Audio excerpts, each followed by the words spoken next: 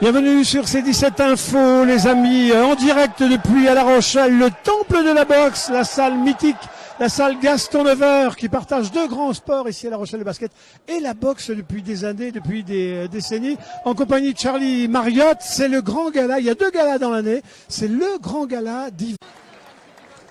Alors justement, l'autre jour dans le reportage, on l'a vu, mais Mathieu Souf, tout timide. Tu l'as interviewé, Denis, il avait l'air tout timide. Là, je pense que sur le ring, on va le voir beaucoup moins timide. Ça promet un beau combat, parce que là, on franchit un cap en matière de niveau. Et là, ça va être 3 fois 3 minutes. Hein. Donc ça va être un petit peu plus long, 3 fois 3 minutes. On est dans une autre catégorie, les 73 kilos. Donc des athlètes un peu plus lourds. Et là, on est pré-professionnel, là. Ils sont juste avant le... On est dans le haut niveau amateur. Là. Ouais.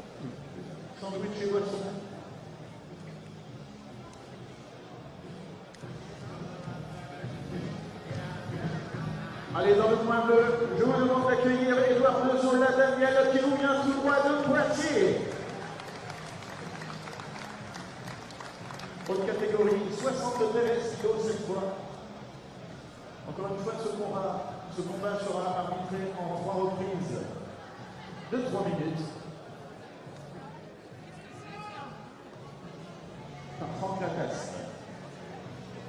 Voilà, donc c'est 3 reprises, là, 3 rounds de 3 minutes, c'est 1 minute de plus que les rencontres auxquelles on vient d'assister il y a quelques instants.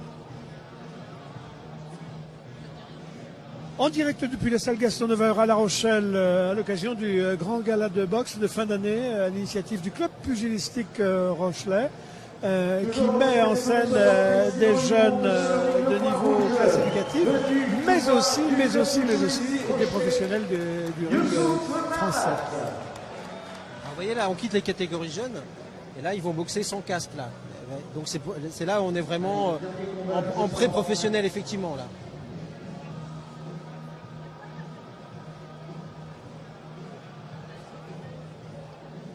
On monte d'un cran.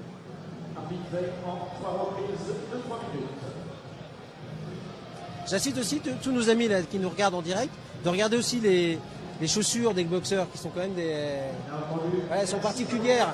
Elles sont à moitié montantes, très serrées. C'est vraiment un équipement particulier. C'est pas que de la fantaisie et de l'esthétique, j'imagine, parce que vous en avez qui ont des chaussures fermées, montantes, d'autres évasées, basses, un peu. Sur les matchs précédents, on a vu, ils n'avaient pas forcément des chaussures spécifiques de boxe. Certains les avaient, mais pas tous. Là, les deux longs, on voit vraiment que c'est des chaussures spécifiques. C'est montant et souple, oui, tout à fait. Et ça, on a le droit. Il n'y a pas d'exigence sur les chaussures. Voilà, là on change de braquet. Là, plus de rapidité dans les coups, on voit que c'est déjà plus précis. Là, il y a plus d'observation. Voilà, Mamat, il a une garde haute. Hop.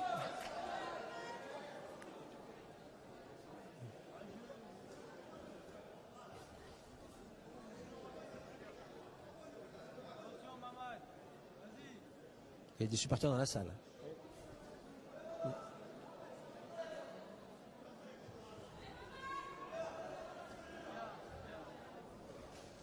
Ah, il a été touché. Il a été touché.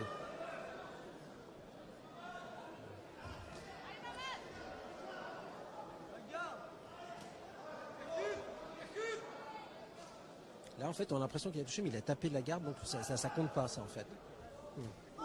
Là, par contre, ça compte, là. Là, c'est ce qu'on appelle typiquement un crochet. Là, il a été touché.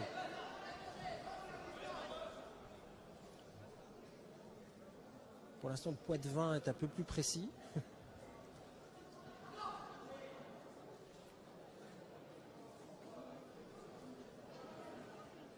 Là, l'arbitre vient justement de faire... C'est un petit avertissement verbal, en fait.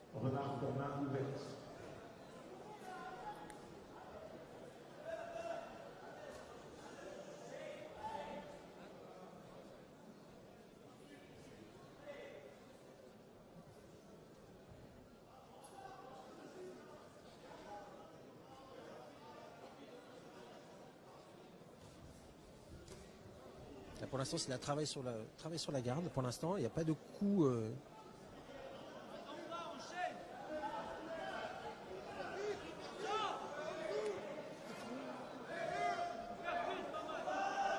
Là, on va être devant en position de défense, mais pour l'instant, Mamat ne trouve pas la faille.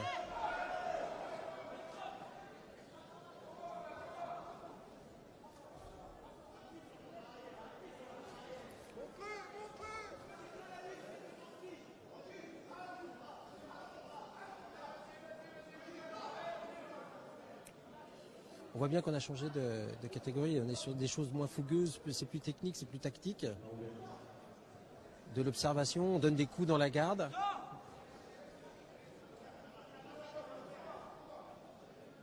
Il y a ce travail, il y a vraiment de chercher la faille. La tentative de direct. Là, travailler la ceinture. Alors, on a le droit de travailler l'adversaire à la ceinture. Hein. Alors vous avez entendu derrière nous, sort de là, bah oui, sort des cordes, sort des cordes. 20 de cette première reprise. Première reprise de 3 minutes, il reste 2 reprises de 3 minutes. Et vous remarquez comme le public est hyper suspendu, très feutré. Alors il y a les jaillissements des supporters là, de Mamat.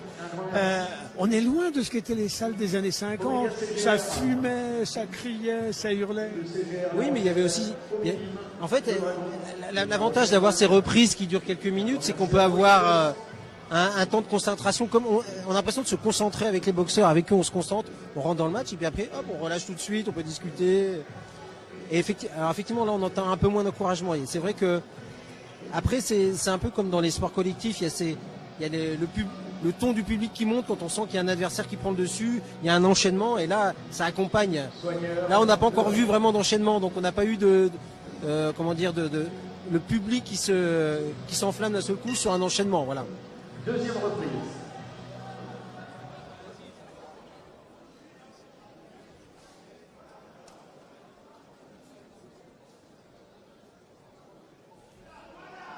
Voilà, Mamet a repris le centre du ring. Là, il est au centre.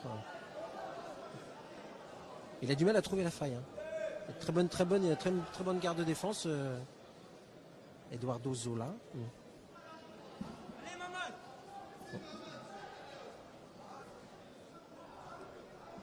Il y a aussi la rapidité du... Voilà. Là, on a vu, séance d'évitement.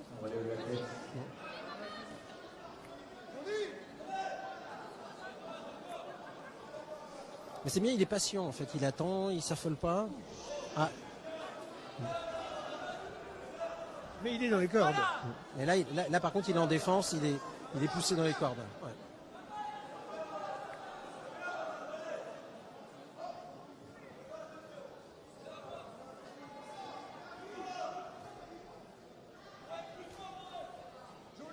Il a touché.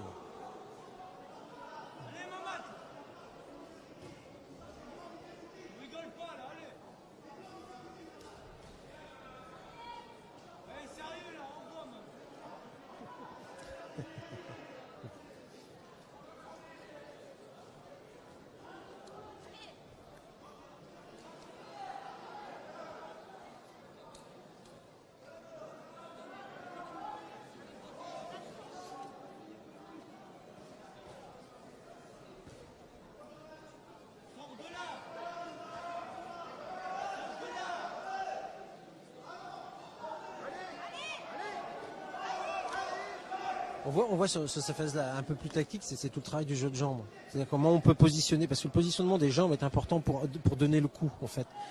Vous remarquez que les boxeurs sont jamais vraiment face, les deux jambes toujours au même niveau. Ils ont toujours une jambe vers l'avant. On peut observer ça pour nos amis de C17 qui regardent. Alors, regardez, il y a toujours une jambe en avant, un positionnement qui est préférentiel selon qu'on soit gaucher ou droitier. C'est toujours une sorte de profil en fait. On n'est jamais vraiment face.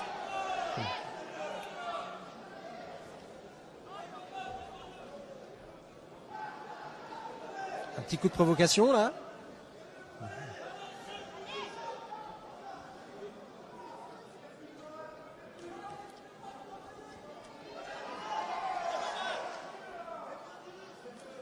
Maintien.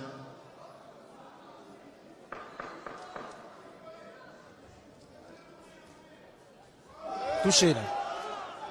Ah. Fin de la deuxième Là, reprise. c'était une reprise un peu plus d'observation, pas trop. Je pense que la troisième va être un peu plus. Il n'y en a pas vraiment un qui s'est détaché, donc je pense que la troisième va être un peu plus acharnée. En général, souvent, ce qui se passe sur la dernière reprise, c'est qu'il y a un démarrage de reprise assez rapide, en fait. Mais on sent très très vite hein, l'énergie qui tombe dès la deuxième reprise, tellement émise sur la première, c'est comme une batterie sur laquelle on tire trop vite, trop fort. Et on sent du coup les gars, on voit enfin en tout cas d'ici l'épuisement sur les visages très vite.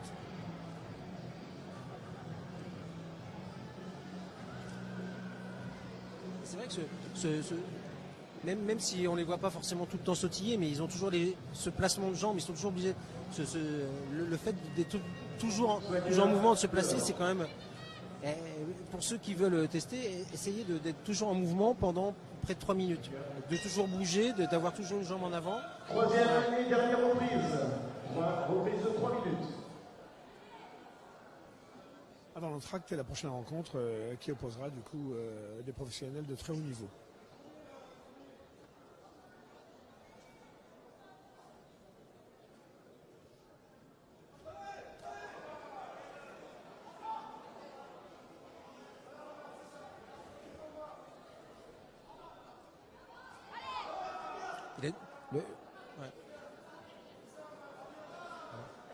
Là, il a un avertissement par rapport au positionnement de sa garde, en fait.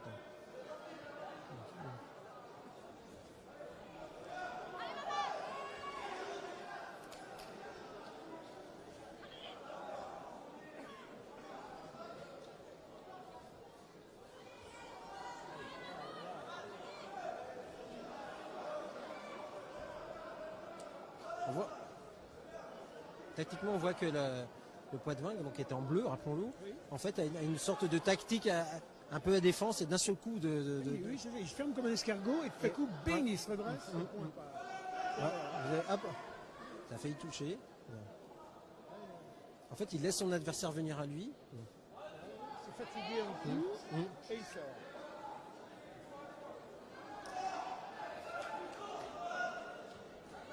C'est peut-être aussi signe de fatigue. Hein. Oui.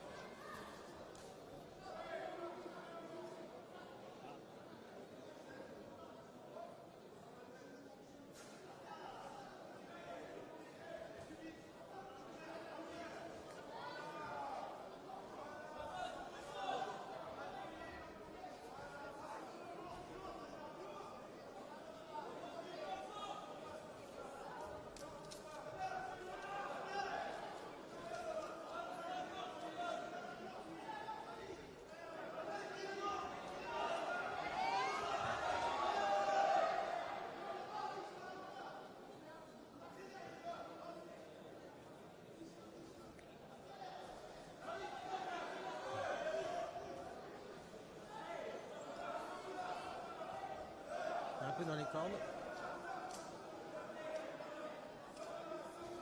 On a vu le Poitvin qui a réussi à pousser son adversaire. On a l'autorisation de le faire, ça. Si vraiment les deux adversaires sont collés, on a l'autorisation de pousser son adversaire. On a le sentiment qu'il a perdu en efficacité quand même le Poitvin. Là, il y a eu un beau coup là. Là, on entend dans le public. Une belle touche là, de la part de Mamat. Là, par contre, le retour est dur. Là, c'est la fin du match, ça commence à partir. Voilà. Difficile de dire qui a gagné. Là, c'est très équilibré comme match. Il y a des choses, en tout cas, on voit que en montant en gamme comme ça, les amis. Voilà, on a vu on rentre un peu plus au niveau technique, on est monté déjà un peu plus haut. Et notamment dans la technique de positionnement et de protection de garde en fait. Alors on vient de voir Eric, donc comme tout à l'heure, relever les copies sur les quatre coins. Hop, c'est amené devant nous là un banc de jury. Alors, ils apprécient quoi? Ils apprécient les coups donnés. En fait, quand le coup est donné et porté, et eux puisque ce sont des gens qui connaissent parfaitement la boxe, ils sont capables de déterminer le coup qui a vraiment porté. Donc en fait, ils comptent ce nombre de coups là. Allez, dans cette catégorie de 73 kilos opposant Eduardo Zuala Daniel. On espère quand même pour notre représentant, pour Mamad, Du club Pugilistique Rocher. ne serait-ce que pour tous ses amis qui sont là. Le point bleu. Eduardo Zuala Ah, Daniel. dommage. Qui nous vient de Poitiers. Je serais curieux de connaître le score. C'est le Poitvin qui a gagné. Bon, écoutez, on en a 3. Les 3 matchs d'avant, c'était gagné par les Rochelais. On peut en laisser un peu aux autres. Je pense que ça s'est joué à peu de choses. Hein. Ça s'est joué à peu de choses.